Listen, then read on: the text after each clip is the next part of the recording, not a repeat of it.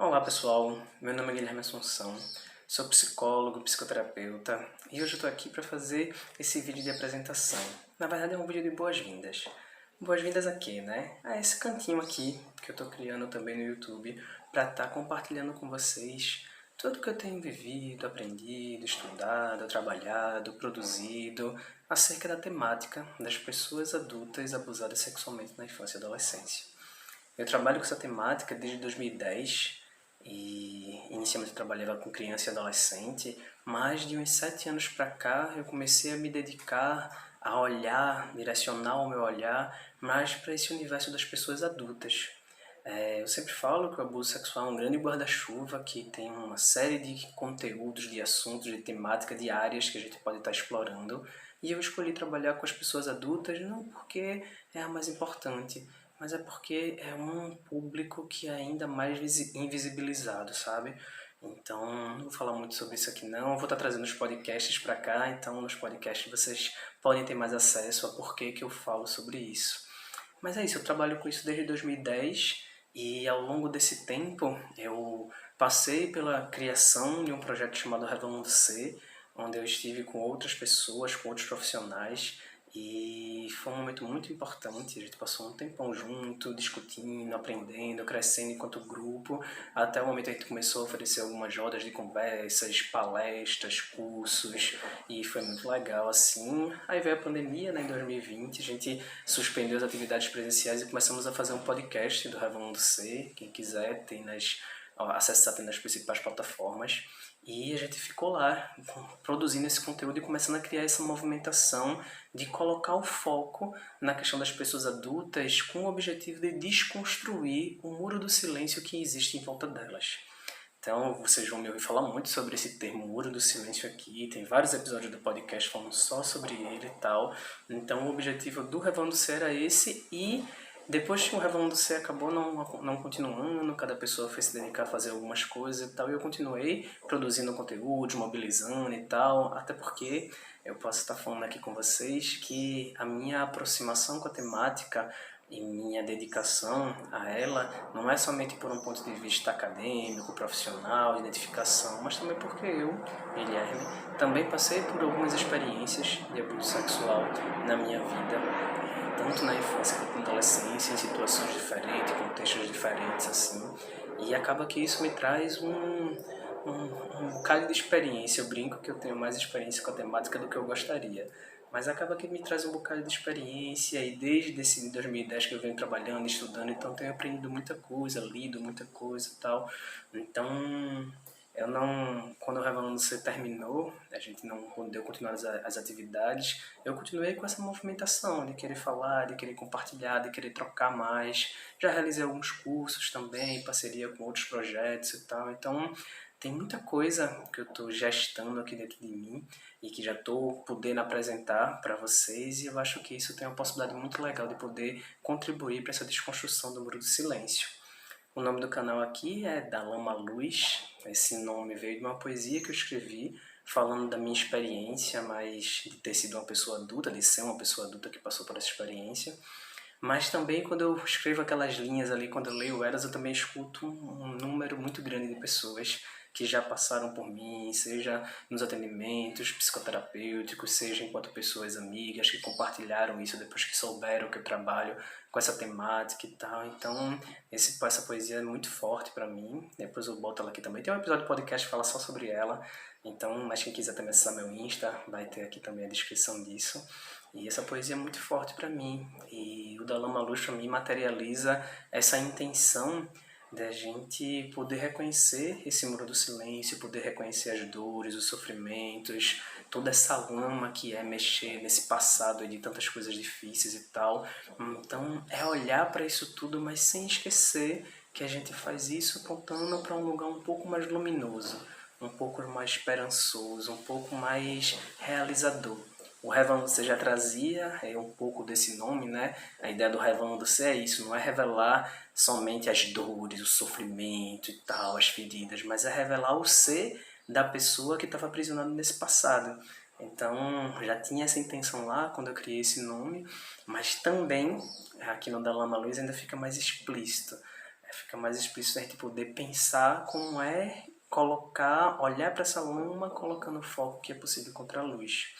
Então, assim, vou estar trazendo para cá os podcasts, porque tem algumas pessoas que não tem Spotify, não tem Google Podcast e tal, não acessa com facilidade. Eu acho que o YouTube também é um lugar onde as pessoas pesquisam sobre o assunto e tal. Então, quero estar aqui para ver se consigo chegar em mais pessoas. Então, vou trazendo os podcasts para cá e de vez em quando convidando alguma pessoa, talvez fazendo uma live, ou então produzindo algum vídeozinho mais curto ou mais longo, né? Aqui no YouTube pode ser que eu tenha um pouco mais de tempo.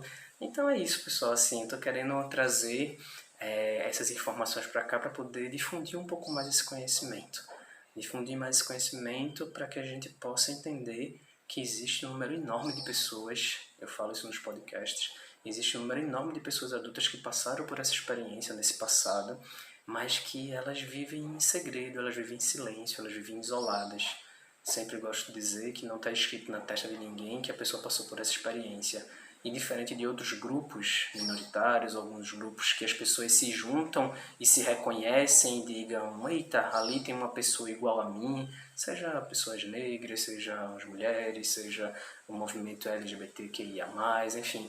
Essas pessoas elas podem se encontrar e se reconhecer enquanto pares e fazer algum movimento social, político, mas as pessoas adultas não. Elas não têm essa possibilidade. Por quê? Porque muitas pessoas que passaram por isso, elas guardam esse segredo das 7 chaves e a gente não sabe quem passou. Eu reconheci publicamente muito recente. Foi em março, eu acho, desse ano. E eu já trabalho com a temática há muito tempo, porque eu também passei por isso. Por quê? Porque eu precisei de um tempo, precisei cuidar de mim, cuidar da minha história, cuidar das pessoas próximas em relação a mim. Então, eu estou querendo compartilhar com vocês um pouco mais da minha história, mas tem alguns cuidados de falar só determinadas partes, não necessariamente expor todo esse passado, vasculhar todo ele, porque eu sei que tem muitas pessoas que são muito queridas para mim, que ainda são sensíveis a essa temática, então essa exposição pública pode gerar algum tipo de sofrimento ainda maior para essas pessoas e eu não gostaria que o meu processo de me revelar, o meu processo de ir trabalhando com isso gerasse um pouco mais de sofrimento. Sei que em algum nível talvez eu não possa evitar isso, mas estou tentando ter esse cuidado. Então, muitas pessoas adultas passaram por isso, mas não conseguem falar. Ficam nos seus silêncios e tal. Então, trazer esse assunto para a gente poder falar mais sobre ele é uma possibilidade de poder dizer assim: você não está sozinho, você não está sozinha. É poder chegar e falar, lógico, sem generalizar, que muitas pessoas adultas que passaram por essa experiência desenvolvem uma série de comportamentos, de sintomas, de dificuldades e tal, que é comum. Então, como a gente passa por essa experiência sozinha, a gente muitas vezes acha que o nosso sofrimento é só da gente, que a gente é uma pessoa muito perturbada, louca, traumatizada, que não sabe o que faz e tal. E quando você começa a conversar com outras pessoas, fala: caramba, eu também sinto isso, eu também sinto isso. Então essa dor não é uma dor só minha, essa é uma dor que é a dor de muitas pessoas. Então, assim, o fato de trazer isso para cá é uma tentativa que nessa desconstrução do muro do silêncio a gente possa se encontrar um pouco mais. Lógico, a gente está num ambiente público, a gente está numa rede, né, uma rede social, enfim. E aqui não é o espaço muito dessas exposições. E eu quero deixar esse recorte aqui para vocês, né, trazer esse adendo, né? Tanto o alerta de gatilho que eu sempre faço nos podcasts, como também isso. Então, aqui eu venho para o YouTube para poder interagir um pouco mais com as pessoas, mas eu sempre quero lembrar que é importante que quem for interagir comigo se preserve também, né? Então, é um tema delicado, é um tema que não é tão simples de falar, que não é tão simples de expor. Então, o meu convite não é: vamos todo mundo agora fazer uma grande exposição pública aqui das suas feridas mais íntimas. Não, isso provavelmente não seria muito terapêutico para muitas pessoas. Então, eu estou aqui para encontrar esse equilíbrio entre reconhecer a necessidade urgente de se falar sobre essa temática, mas também cuidar. As pessoas adultas que passaram por isso no passado convivem com esse trauma há muito tempo e muitas vezes não é tão simples chegar e vamos derrubar o muro do silêncio e tal. Eita, calma. É difícil derrubar esse muro do silêncio de uma hora para outra. Então, muitas vezes, o acesso, como vai ser essa saída do silêncio, tudo isso vai ter que ser um pouco cuidadoso.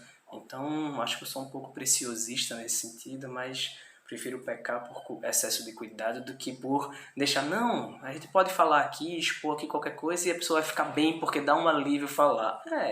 Dá um alívio falar? Muitas vezes dá, mas muitas vezes a fala pública traz uma série de consequências também e tal, e a pessoa também tem que se preparar para isso. Eu gravei um podcast com uma amiga minha chamada Isadora, psicóloga também, a gente conversou um pouco sobre isso, né?